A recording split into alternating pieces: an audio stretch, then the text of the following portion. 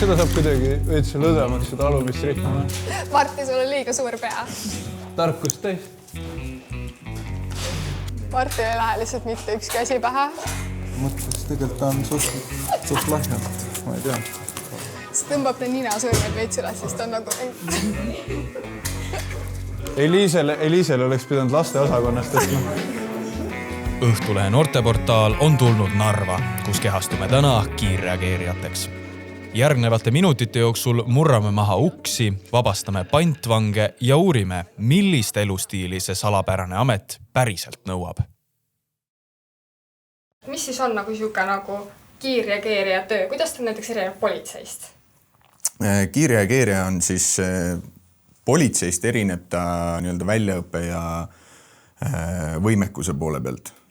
Ehk siis, kui patrullpolitseinik jõuab nii-öelda sellisesse olukorda, kus tema enam enda võimete või nii-öelda oskustega ei ole võimeline seda olukorda lahendama, olgu see siis kas barrikadeerunud inimene, kinnised lukustatud uksed, relvastatud isikud, siis kus nende jaoks võib juba olukord liiga ohtlikuks minna, siis kaasatakse meid. Aga mis seal ikka? Proovime järele. Oota, ma teen ise ja siis sama. Ta vaata, tal on ID-kaart. Ta üritab kluppi sisse saada. Okei, sa võid minna. Mis siin on? Ta on purjus. Oota. Ära tee. Korras. Siin on keegi. Lasi veel. Mis asja ma laskma? See on õhupall, sa pead õhupalli laskma. Kus on õhupall? Ma ei näe mingit õhupalli. Tubli. Kunagi käisime tagaotsitavad kurjategijad kinni pidamas ja meil oli teada aadress, kus ta viibib. Siseneti läbi kortermaja esimese korruse akna. Ma olin esimene, kes sisse läks ja mulle vaatas elutoa diivanil vastu lihastes Amstaffi tõugu koer. Aga ta pigem ehmatas ise rohkem ära ja ta sööstis must mööda ja hüppas sellest samast aknast tänavale, kust meie sisse tulime. Et juhtub ka selliseid asju. Ma ütlen nii, et kui oleks päris kurjategija olnud, siis oleks teist ammu niimoodi mööda läinud, et ei näinud ka. Ilmselt küll, jah. Siia taha mahuks inimene? Mahub.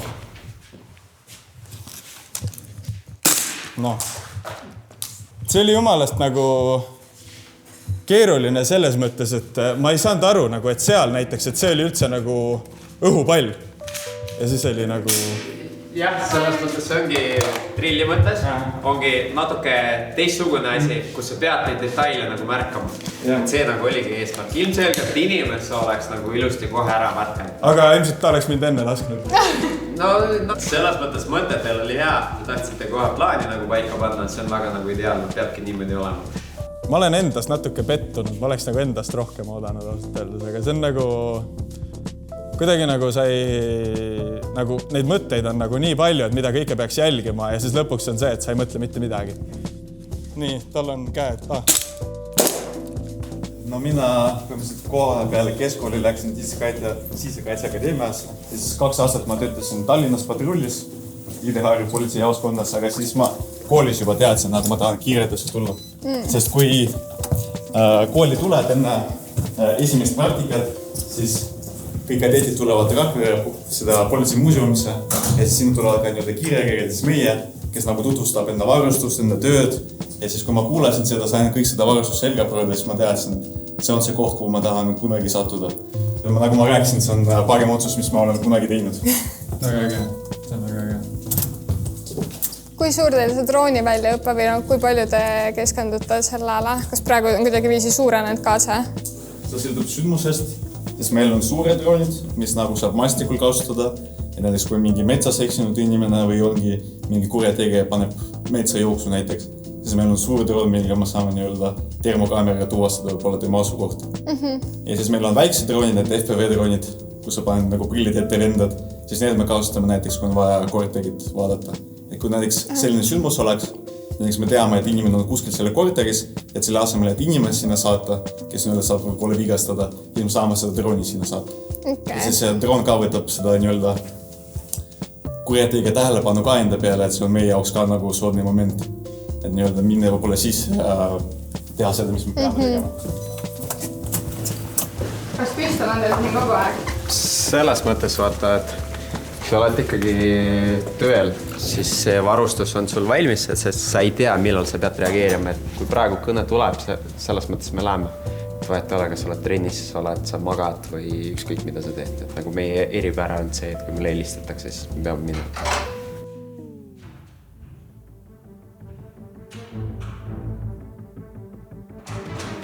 Ei tule!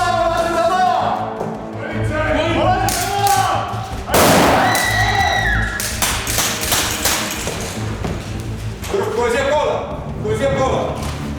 Tule! Katta! Välja saa! Tule! Siit uksust välja! Et kõigepealt on see inimene vaja ohutuks teha turvakontroll, tal veel mingi tohte ei ole ja siis hakkab pihta. Et meie praegu eesmärk oli tema sealt ära saada. Ja siis hakkame temaga tegutsema selle ründajaga. Enamus infot saab juba pilkudega vahetjatud tegelikult. Ja, et me juba loeme põhimõtteliselt 11 mõtet. Kui see töönädal algab, siis see käib see Bluetooth device iskada. Aga ma mõtlen niimoodi, et kui me läheme, siis me peaks ära jaotama, et üks meist... Midagi toimub seal.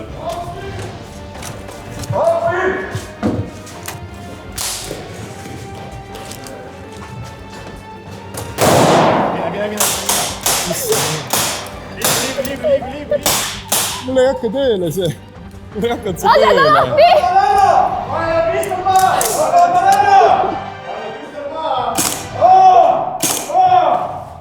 Nii, Elisa, mina ütle teda. Ma ei tea, kas keegi tegi mulle pränki, aga mul ei olnud padrunit siin sees. Reaalselt, ma võtsin kaitseriivi maha. Iga kord tuleb ise kontrollida. Jah. Pantvangi situatsiooni, et seda ikkagi proovitakse läbirääkimiste moel, et inimene annaks ikka alla, et see nii-öelda rünne on siis kõige viimane valik, et kui kõik muud on nagu ammendunud. Et pigem kasutaks neid muid mitteletaalseid variante, eks ole. Aga meie ülesanne on olla valmis selleks, et läbirääkija teeb enda tööd, meie siis peame olema valmis enda tööd tegema. Ja see ongi niimoodi, kutsutakse siis hädarünnak, et siis kui peab minema, siis peab minema nagu.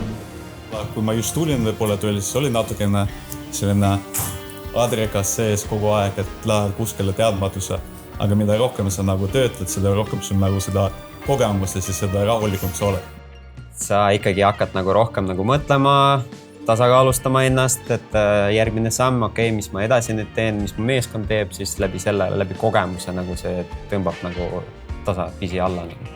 Et sa mõtled ja tegutsed paremini jälle läbi maailma. Siin on meie lasketiir.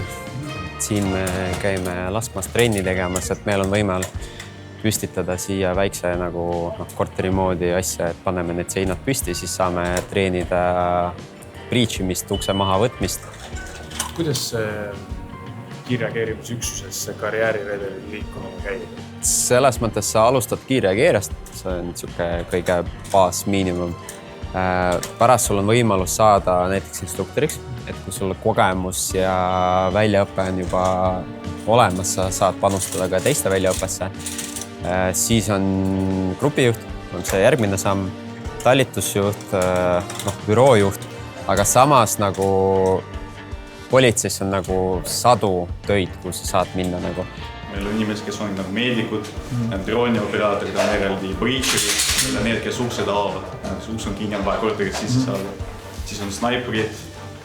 Et see ongi, kui sa tuled üksusse, töötad mingi aeg, siis võib-olla sul küsitakse, et mis oli nagu sa tahaksid täita nii-öelda, et kui sul on soov selles valdkonnas ennast arendada, siis nagu sul on selline võimalus nagu olemas. Nii, oota, kuulab plaani. Nii, saime kõne. Hallo. Keegi tahab teda ära tappa kusagil majas, saime aadressi, jõuame kohe kohale ja väga halvasti. Plaan on nüüd järgmine. Lähme ukse juurde, koputame. Nii. Oota, me koputame enne.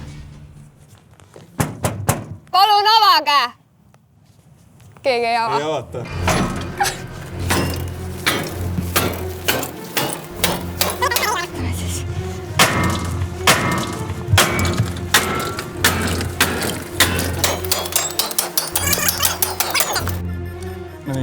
1, 2, 3.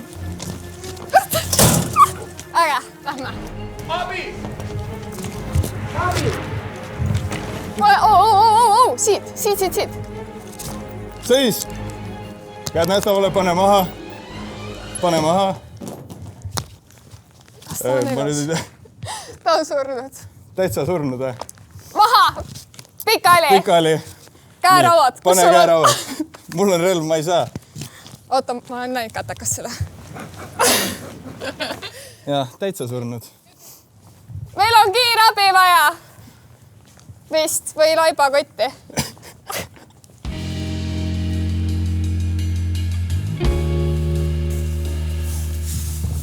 Meie päev kiirreageerijatena on täna läbi, aga kui sulle meeldis see, mida sa siin praegu nägid?